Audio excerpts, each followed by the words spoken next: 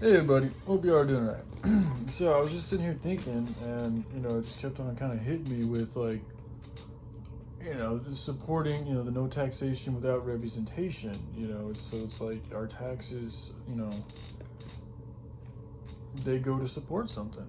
And if we come to find that this something that we support isn't something that we really support, as in we agree with, but we're dependent on it, we're caught in kind of it's a tricky situation, right?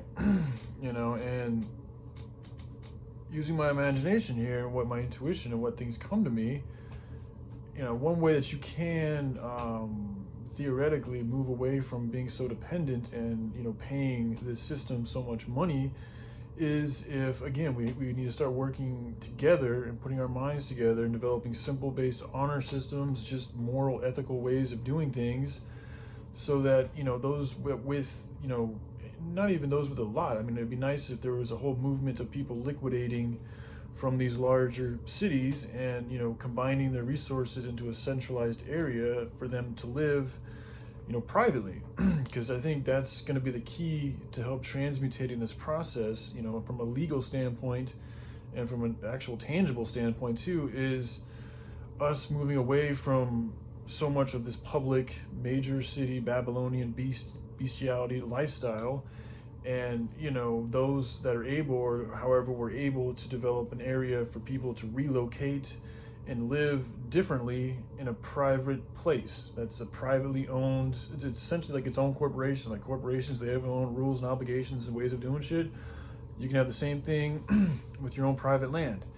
Now the intricacies of forcing people to do this and that while living on your own land, I don't know how far those things can be pushed or how far they already are pushed. But I know that at least I heard that Florida was the first state to get rid of the mandates. So there's definitely hope, and there's good movement, and there's power in numbers too. So if you have you start to see certain states that are flourishing with people who are of a like mind, it's kind of it's a good sign, and there's a lot of power there, and if we're all sitting there, living there, working there, being there together, doing things a certain way, dependent on our own means of self-sustaining through, growing our own crops, learning how to figure out an irrigation system so that we all have the own good, clean water that we need, developing our own postal services, education systems, and medical systems, all these things, once we start to develop our own infrastructure privately away from the public, then we won't be attached, because all these taxes are, if you don't own this house, you're not paying taxes on this house. If you don't own that vehicle, you're not paying taxes on that vehicle. It goes with everything.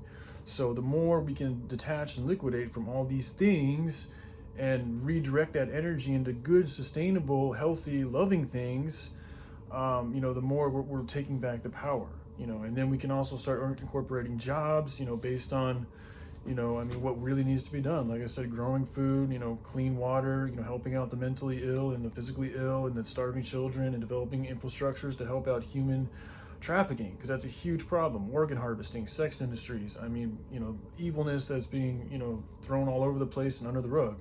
These are serious issues that we need to deal with.